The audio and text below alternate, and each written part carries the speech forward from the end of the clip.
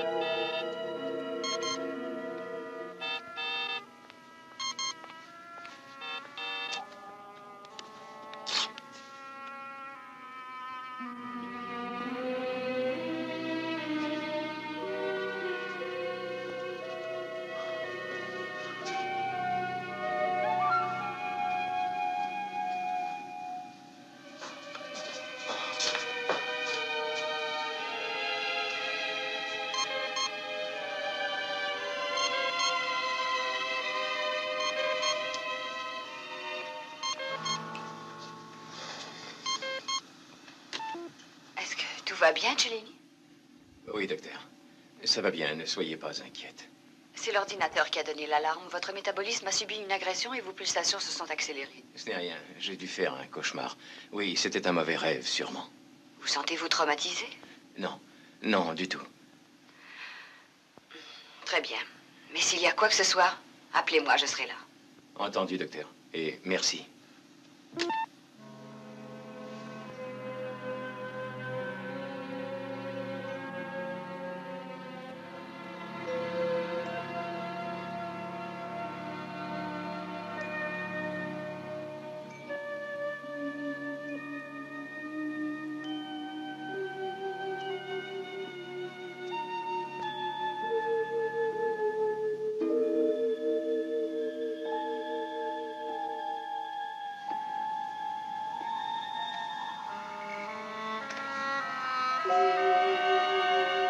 Échec. Vous êtes un véritable ordinateur. Ça ne veut sûrement pas dire grand-chose, commandant. Je bats tout le temps l'ordinateur. Bien sûr, c'est vous qui le programmez. Ah, ça ne m'empêche pas de vous battre. Échec et mat. Ah, l'ordinateur n'est pas content. Vous l'avez insulté.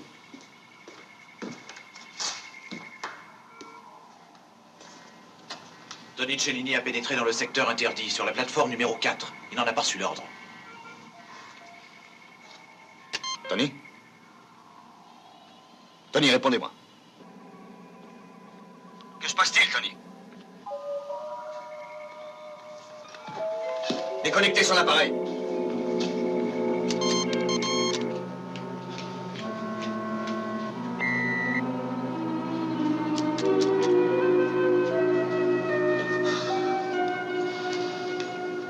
Alors, Tony, que se passe-t-il? On est somnambule?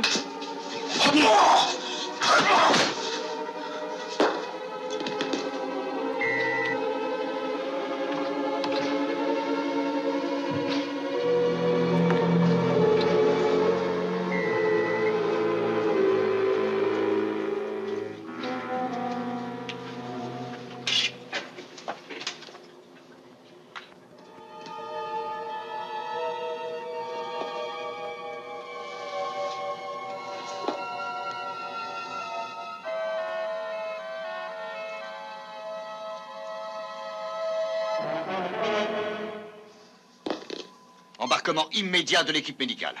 Cano, il a réussi à prendre l'appareil de Carter. Il est déjà à bord de l'Aigle. Il ne faut pas qu'il parte. L'Aigle est sur contrôle manuel, commandant. L'ordinateur ne peut rien faire.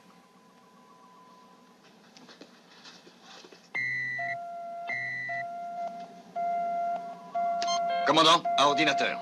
Annulez toutes les consignes de sécurité et permettez-moi de passer. C'est un ordre. Échec abandonné.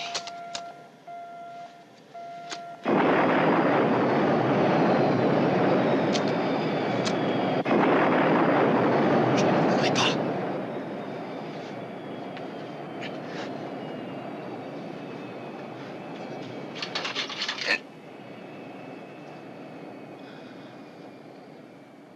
Laissez-moi faire ce que je veux.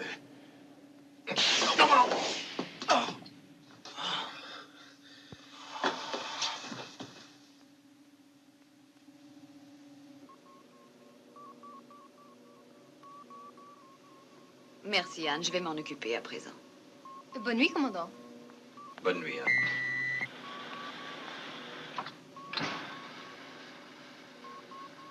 Comment va-t-il?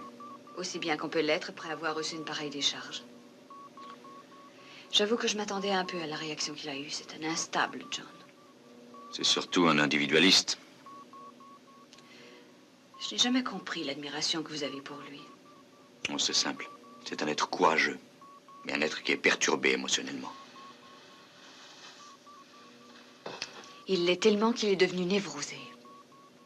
Jusqu'où avait-il l'intention d'aller sans combinaison, en simple pyjama? Il sait où nous nous trouvons. Il sait que nous sommes à environ 3 mois de vol du plus proche système solaire. Et il s'apprêtait à partir comme ça.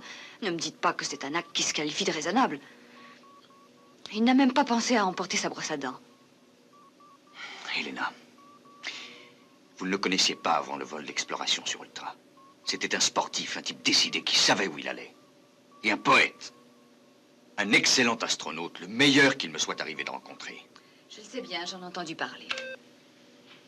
Il s'est produit un événement que nous ignorons. Il s'est forcément produit quelque chose, et ça s'est passé au-dessus de l'Ultra.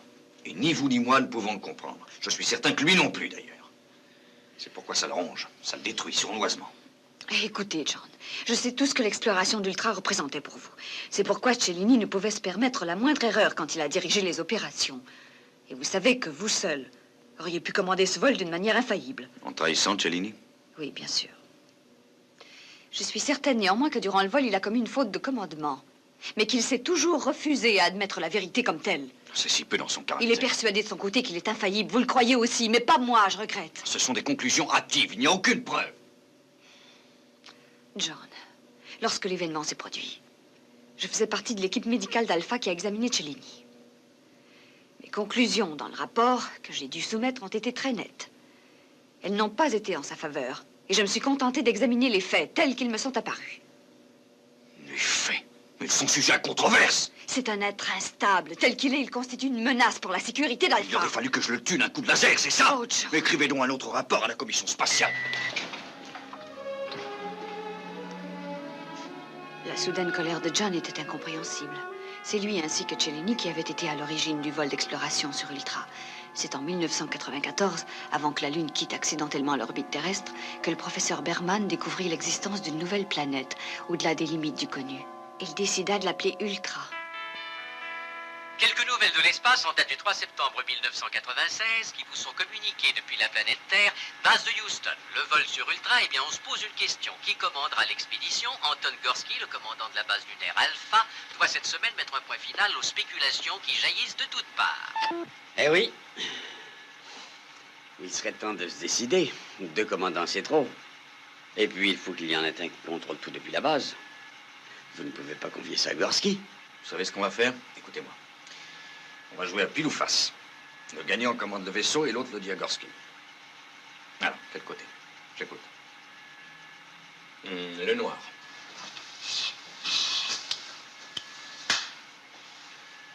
Ah, Désolé, les dieux ont choisi le meilleur astronaute. les dieux sont surtout plus clairvoyants. Ils ont choisi le plus puissant cerveau pour tout diriger d'Alpha. J'avoue que j'aurais bien aimé y aller. Alors, ça y est, c'est décidé.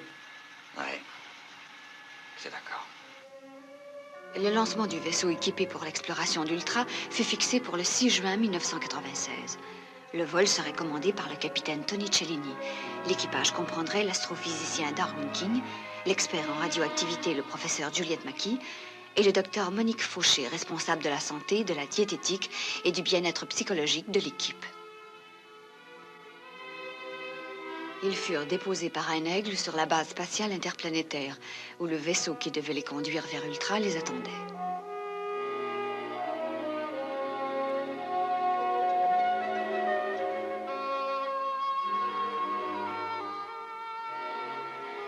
L'embarquement et le compte à rebours se déroulèrent normalement. Le lancement eut lieu à 1200 heures d'après le contrôle.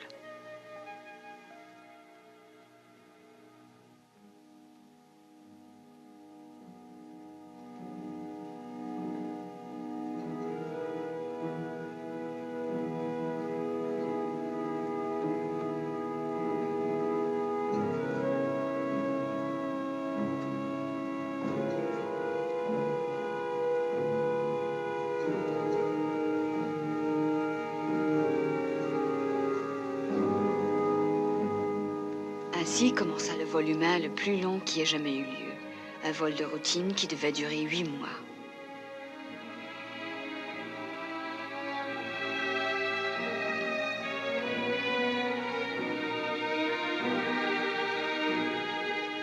Rien ne vint troubler la sérénité du voyage. Aucun incident mécanique n'en brisa la monotonie. La navigation fut absolument parfaite.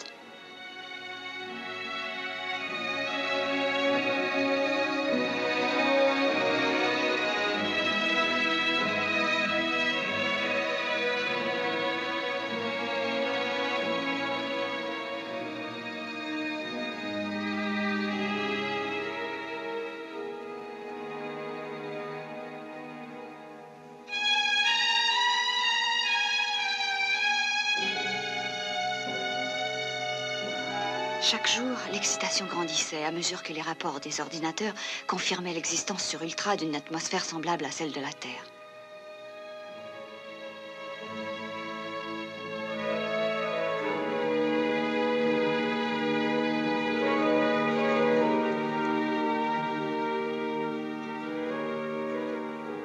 On dressa des plans en vue d'un atterrissage manuel.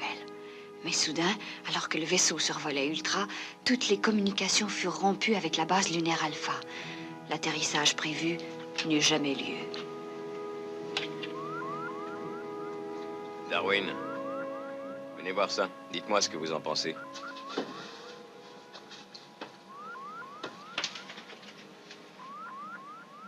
Mais on dirait du métal. C'est bien ce que je crois aussi.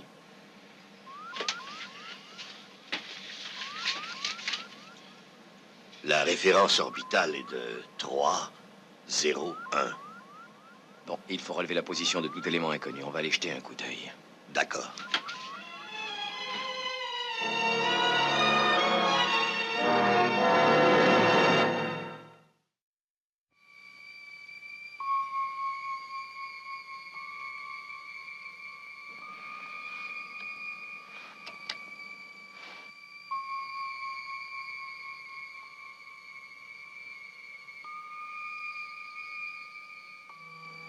C'est fantastique, cette histoire.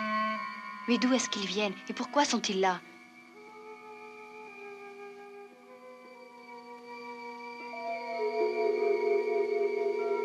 Il n'y a pas un seul signe de vie dans aucun d'entre eux. Si ça se trouve, il n'y a personne à l'intérieur. Vous savez ce que je pense? Eh bien, il y a une conférence qui réunit les peuples de l'espace. Et c'est là qu'ils ont garé leur vaisseau. Oui, mais où est la conférence?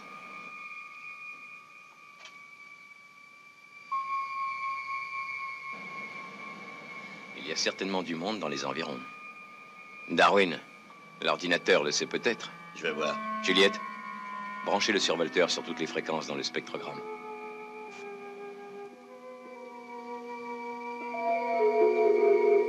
Il y a ici quelques vaisseaux qui transformeraient sûrement la fiction des voyages interplanétaires en réalité. On ne serait plus prisonnier de notre système solaire avec ces engins-là. Ce qu'il faudrait, c'est que quelqu'un nous dise comment ça fonctionne. On n'a toujours aucun signe de vie. Pas un seul, non. On dirait un cimetière. On va s'arrimer à celui-là. Si l'ordinateur nous prévient que le passage est libre, on monte à bord. D'accord.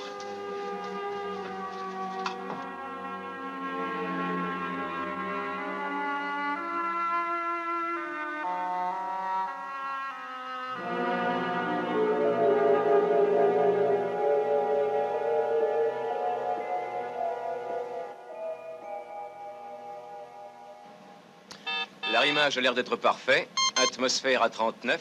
C'est-à-dire respirable. Température 28 degrés. Radiation 0. Que demande le peuple, hein?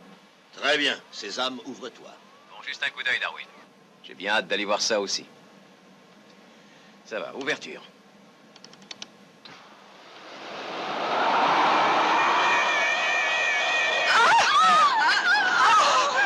Refermez, Tony! Mais qu'est-ce qu'il y a?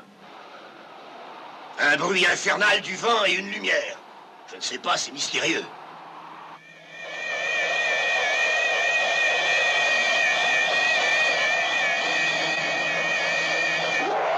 Fermez les portes arrière! Alors, vous les fermez? Il n'y a plus un circuit automatique qui fonctionne. Essayez sur manuel.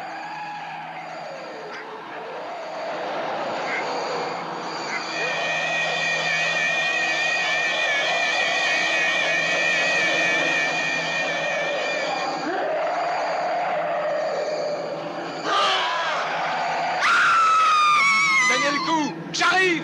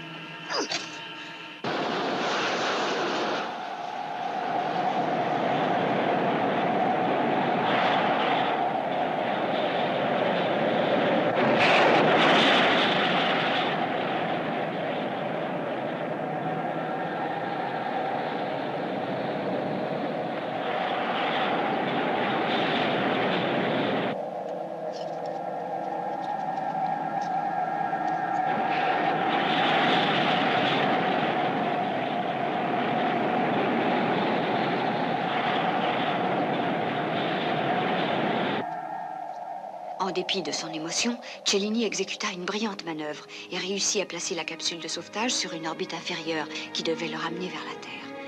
Il arriva à survivre pendant plus de 6 mois, seul dans sa capsule.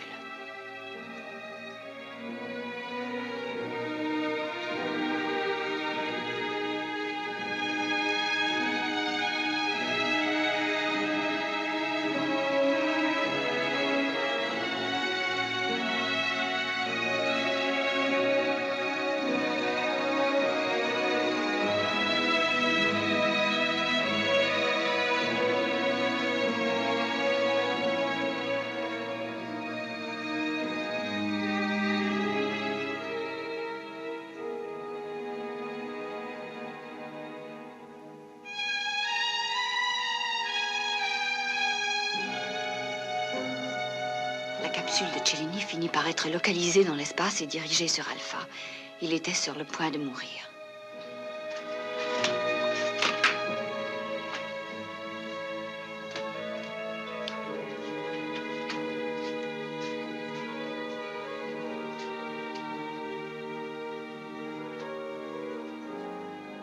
Section 2, réanimation, faites vite. Bob, Ça a l'air incroyable, mais il vit toujours. est-ce qu'il va survivre? Oui, je crois. Il s'accroche à la vie, celui-là. Mais à mesure que Cellini reprenait des forces, le doute commençait à s'installer dans l'esprit de ceux qui l'avaient encouragé à vivre et qui à présent le jugeaient. Ce qu'il racontait de sa rencontre et de son affrontement avec le monstre était difficile à croire, et l'enregistrement contenu dans la boîte noire permit une plus grande incertitude quant à la véracité de ses propos. En tant que membre de la commission médicale de l'espace, je fus chargé d'enquêter sur l'état mental du convalescent.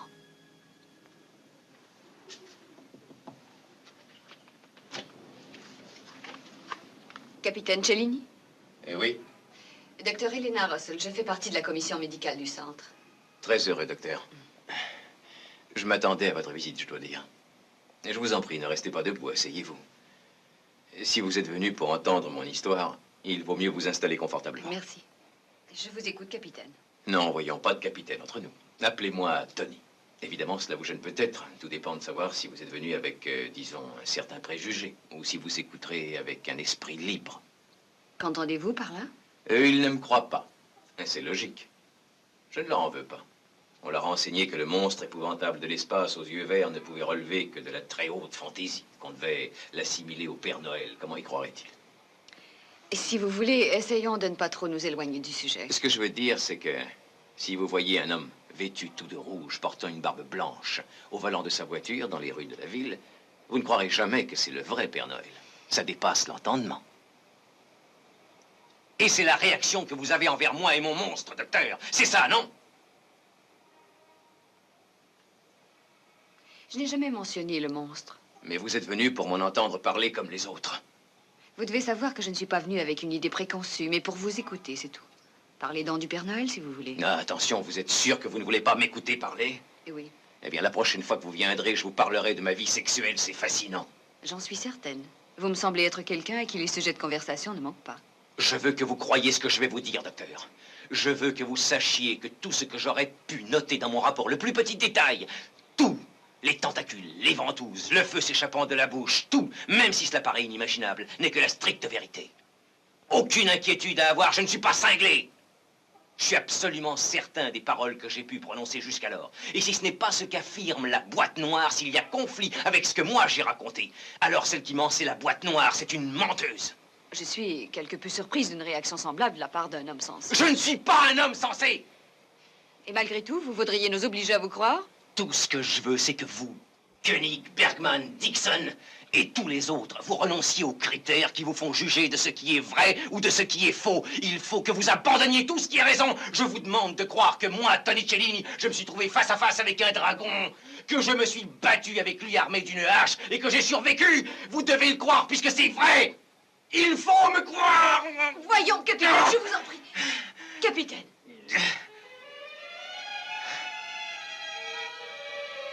Aidez-moi, docteur. S'il vous plaît, croyez-moi.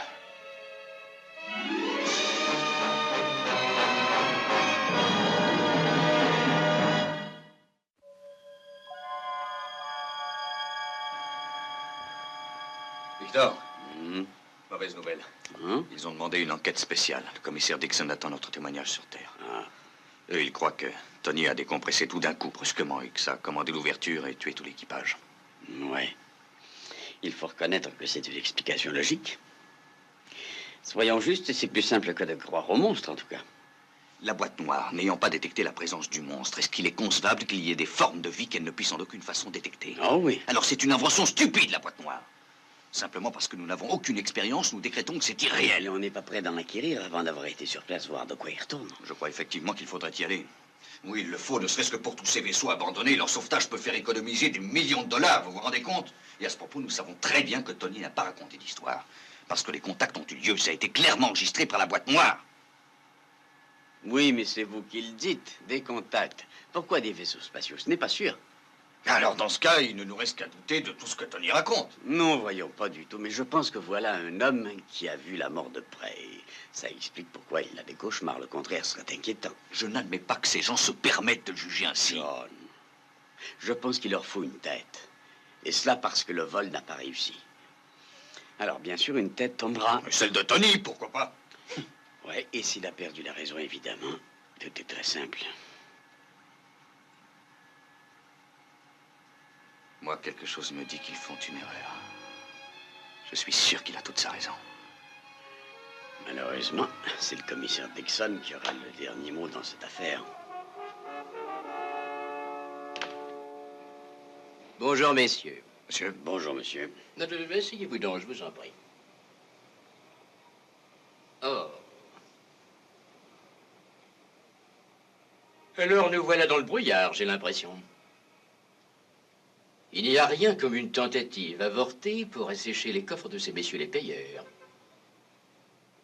J'espère que vous avez quelques magnifiques suggestions pour apaiser leur soif. Eh bien, pourquoi ne pas voir l'aspect positif de la mission? Il faudrait attirer l'attention du public sur les analogies existant entre les planètes Terre et Ultra. J'ai bien peur que tout cela ressemble un peu à un coup d'épée dans l'eau, malheureusement, et ce n'est pas comme cela que nous pourrons effacer l'échec. Alors soyons plus positifs. Tentons une seconde expérience immédiatement et nous arriverons peut-être à comprendre l'énigme et à percer le mystère. C'est possible, mais avant de nous tourner vers l'avenir, Koenig, je préférerais que nous nous concentrions sur le passé. Ce que j'aimerais connaître, c'est votre avis et celui de Bergman sur ce qui s'est réellement produit. Je pense être le seul à pouvoir répondre, monsieur. Et alors? Alors, vous avez lu mon rapport? Soyez rassurés, le monde entier a lu votre rapport. Et c'est cela mon problème. Je n'ai écrit que ce que j'ai vu et entendu. Vous avez un peu forcé la dose pour couvrir une erreur de jugement que vous vous refusez à admettre. Vous ne seriez pas le premier. C'est une accusation sans aucun fondement.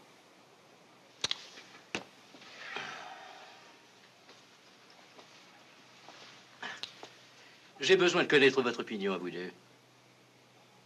Est-ce que vous croyez aux monstres? Eh bien, moi, je crois qu'effectivement, il y a quelque chose qui a affecté Tony, peut-être psychiquement, et que c'est la seule chose à laquelle nous puissions nous attacher réellement. Et vous, Koenig? Commissaire, il y a des vaisseaux spatiaux, l'un d'entre eux est même le nôtre, et vous le savez. À mon avis, la première question qui se pose, c'est pourquoi ces vaisseaux sont là-bas, c'est tout. Mon cher, les sondes ont détecté dans l'espace de nombreuses présences non identifiées, cela n'a rien de nouveau. Et j'avoue qu'en ce qui me concerne, cette vision de ce que vous appelez un cimetière de vaisseaux n'est ni plus ni moins que le produit d'un esprit dérangé. Même chose en ce qui concerne le monstre. Mais voyons les faits. Ainsi, dites-moi donc, Bergman, d'où peut venir l'interférence sur l'enregistrement? Oh, eh bien, c'est très difficile à dire. Peut-il l'avoir provoqué? Oui, Tony aurait pu le faire. Je ne vois cependant pas pourquoi. Pour donner le change. Pourquoi alors aurait-il 4 minutes et 20 secondes plus tard mis à nouveau la cassette en route? Êtes-vous en train de suggérer que c'est le monstre qui aurait fait cela? Il ne faut négliger aucune éventualité, monsieur. Vous me surprenez beaucoup, John. Commissaire, la fameuse boîte noire a bien dit que l'atmosphère était respirable à l'intérieur du vaisseau. Je ne l'imagine pas. Le dispositif d'étanchéité était intact, et au moment où la porte s'est ouverte, il n'y a plus eu d'enregistrement. Cela signifie donc qu'il n'est pas évident, si l'on s'en rapporte à l'enregistrement, que la mort ait été provoquée par décompression. Et ce que je veux dire, c'est que le fait de vous acharner sur Cellini n'apporte pas plus d'eau au moulin. Il y a sûrement autre chose. Vous admettrez, n'est-ce pas, que ce n'est pas votre réputation qui est en jeu? La mienne dépend de la pleine réussite des programmes spatiaux. Et dans ce sens, j'irai jusqu'au bout. Je suis désolé, mais je me vois dans l'obligation de discréditer cette aventure. Comment cela? Mais vous n'allez pas abandonner le programme prévu et oublier les vaisseaux. Je veux bien admettre nos découvertes. Nous en savons plus sur le système solaire, je le reconnais. Je sais bien que nous avons appris à nous méfier des soleils noirs, des nouveaux cataclysmes, des radiations aussi. Mais si nous nous imaginons avoir tout découvert, nous commettons une épouvantable erreur. Koenig, si nous analysons sainement l'aventure spatiale, nous voyons que le coût en est terriblement élevé. Les chances de succès sont très réduites, et elles n'arrivent jamais toutes en même temps. J'en éprouve du regret, mais je suis obligé de vous relever tous de vos fonctions. Vous, pour vous débarrasser de regrettables troubles mentaux, et vous deux, pour vous rappeler qu'il est préférable de garder les pieds sur la terre.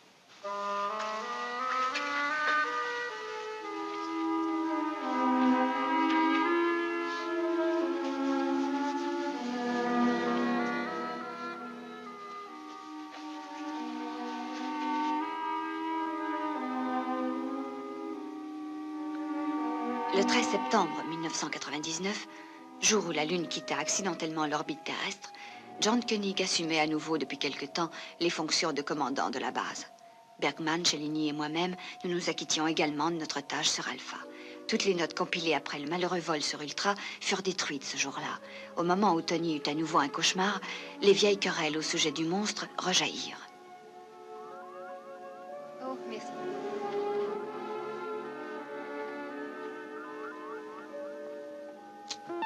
Comment va-t-il? Il se repose. Et vous, ça va? Ah oui. Alors je peux me permettre d'entrer? Mais John, comment se fait-il? Vous savez, quand j'étais petit, j'essayais de faire pousser du cresson sur du papier buvard. De cette façon, c'est beaucoup mieux. Hein? Où avez-vous eu ça? C'est un héritage de mon prédécesseur. C'est drôle, il s'est mis à pousser tout d'un coup. C'est peut-être parce que je lui racontais des histoires. Oui, j'avoue qu'il est magnifique. C'est pour moi? Mhm.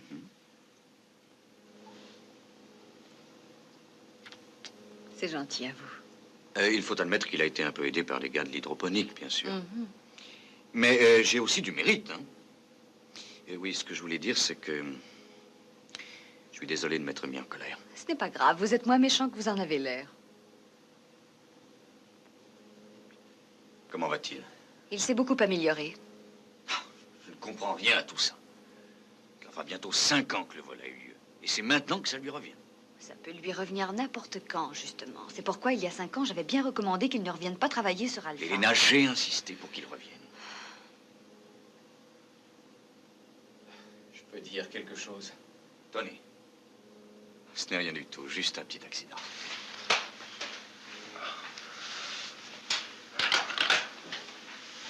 Allez, vous n'avez plus besoin de ça. Qu'est-ce qui vous est arrivé?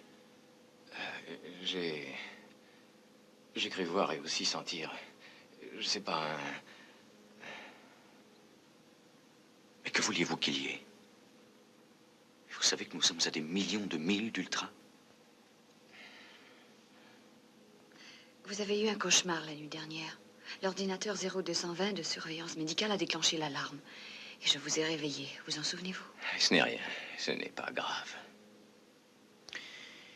Bon, écoutez-moi. On a trouvé un tomahawk planté dans le poste de communication de vos quartiers. Est-ce que c'était le monstre? Pourquoi, tout d'un coup? Que vouliez-vous faire en montant dans l'aigle? Vouliez-vous essayer de lui échapper? Je voulais aller le combattre et...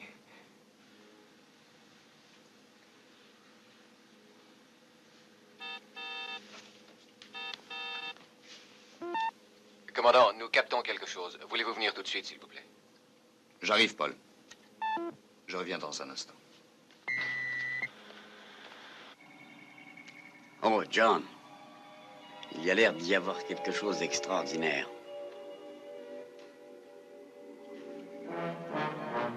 On dirait une espèce de démonstration de vaisseau.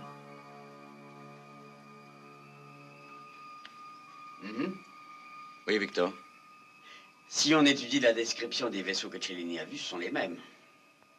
Et ils viendraient de la planète Ultra. Victor. La nuit dernière, Cellini a eu un violent cauchemar. Toujours le monstre. À la suite du cauchemar, et probablement inconsciemment, il a voulu faire décoller un aigle. J'ai été obligé de l'endormir. Il vient de revenir à lui et je lui ai demandé ce qui s'était passé. Il a dit qu'il avait voulu aller le combattre. Combattre qui? Le monstre? Oui, et il se peut que ce soit les mêmes vaisseaux spatiaux qui se baladaient au-dessus d'Ultra. Et s'il est vrai que ce sont eux, on ne peut pas faire autrement que d'aller voir ça, Victor. Sandra, plan rapproché, s'il vous plaît. Voyons, Ultra est à des dizaines d'années-lumière, c'est impossible. Oui, Victor, mais nous avons pu nous déplacer. Ce serait une telle coïncidence. Quelque chose a averti Cellini. Je ne sais pas quoi, mais j'en suis sûr. Cadeau. Oui, commandant. J'aimerais bien que l'ordinateur vérifie les enregistrements du vol sur Ultra en 1996. Je crois qu'il faut les comparer parce que j'ai l'impression que certains contacts sont très ressemblants, que ce sont les mêmes. Ça y est, commandant, je l'ai trouvé. C'est bien notre vaisseau d'exploration, regardez. Alors ça, c'est incroyable. Oui. Autant que l'histoire de Tony à propos du monstre. Alan, il me faut un aigle prêt à décoller sur la piste 1. Il nous faut aussi une escorte. 3 vaisseaux prêts à toute éventualité. J'y vais.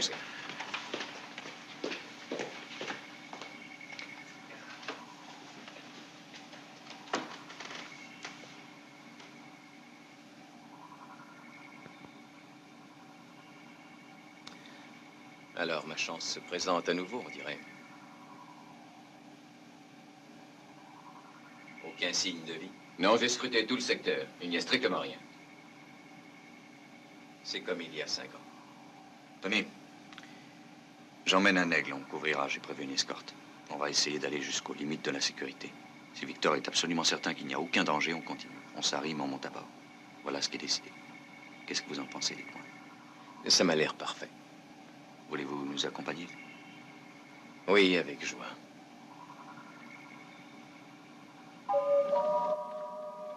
Il est beaucoup trop calme. Ce que je veux, c'est lui donner une chance de se débarrasser de ça. Je vous aurais averti, John.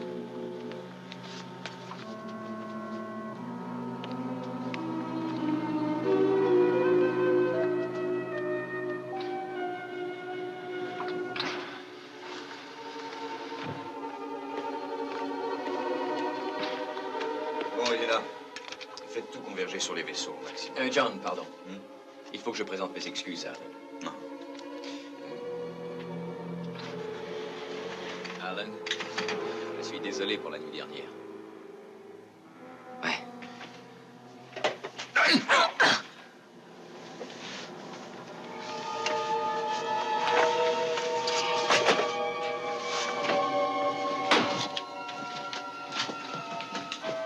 Tony!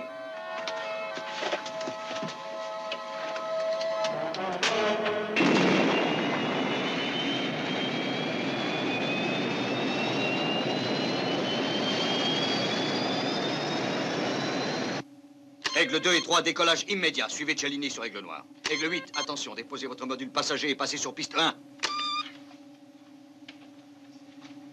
Je suis désolé, John, mais c'est mon ennemi.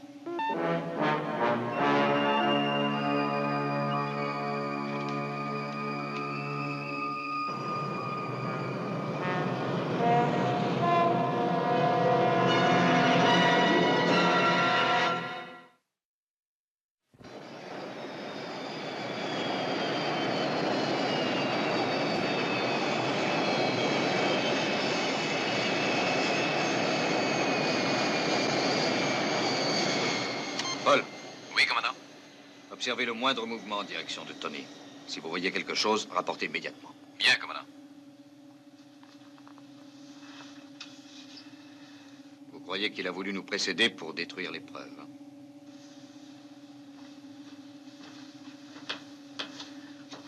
En tout cas, je ne sais pas ce que ce gars-là a contre moi. Oui.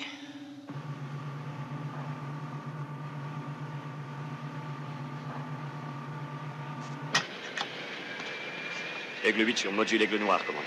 Très bien, décollez tout de suite. Et vitesse maximum.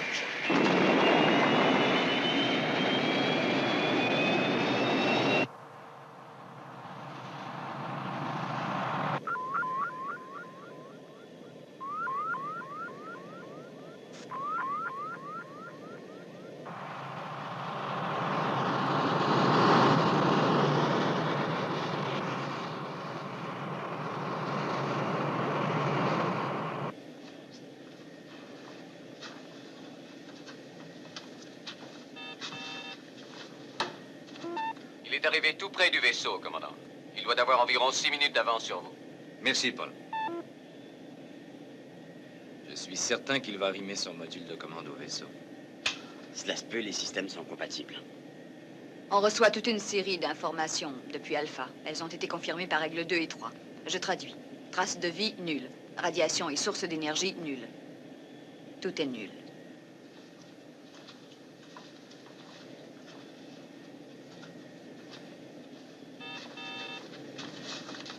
Paul? Rien de nouveau à signaler, commandant. C'est absurde. Ça doit s'expliquer pourtant. Il avait raison à propos des vaisseaux. Oui, mais ça ne veut pas dire qu'il a raison à propos du monstre. Non, mais ça prouve malgré tout son honnêteté.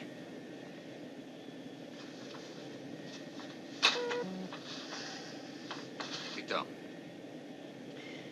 Désolé, John, mais je ne peux qu'avancer certaines hypothèses et encore, je ne suis pas bien sûr de moi. Ça ne fait rien, allez-y. Une toile d'araignée dans laquelle les vaisseaux se seraient laissés prendre comme des mouches. Qui nous emmène vers les monstres, bien entendu.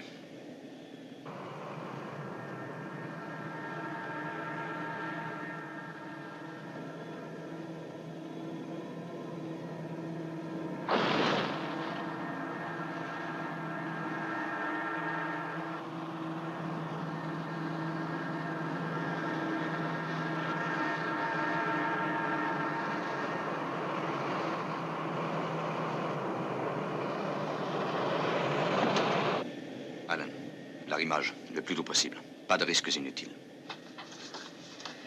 John, on vient de signaler sur le vaisseau une présence humaine. C'est celle de Cellini. On nous transmet les informations des réceptions. Souhaitons que nos instruments arrivent à les lire.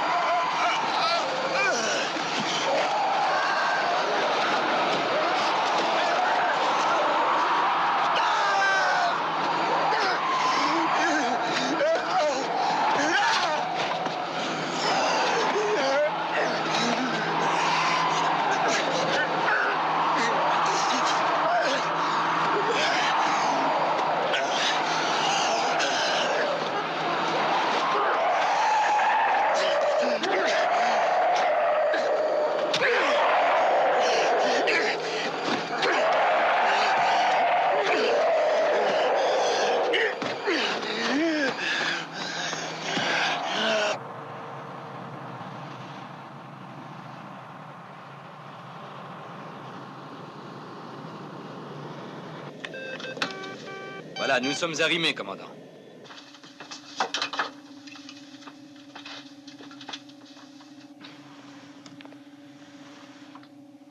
Elena, je pense qu'il vaut mieux que vous restiez ici. Allons-y.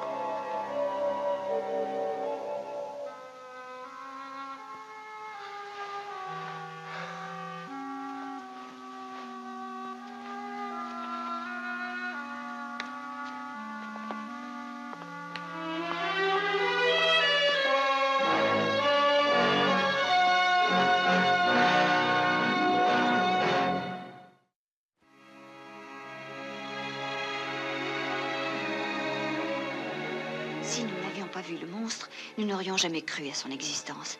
Il y a quelque temps, nous pensions que sa vie n'était qu'une vue de l'esprit. Et aujourd'hui, nous n'étions pas certains qu'il fût mort. Nous nous précipitâmes vers Alpha, craignant que notre lune disparaisse hors de notre portée. Nous étions fascinés par l'effroyable aventure de ces astronautes et par la présence de leur vaisseau. Nous étions venus pour constater la force terrifiante du destin, celui qui emporta Tony Cellini.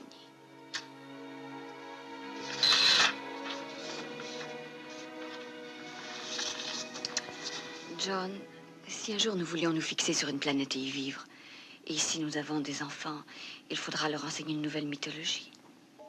Celle qui a trait à Tony et au monstre? Non. Saint-Georges et le dragon risquent de paraître fades, depuis ce que nous avons vu. Ce que nous avons vu fait partie de notre histoire, Elena. Tony aurait certainement beaucoup aimé revivre une nouvelle vie à travers une vieille mythologie.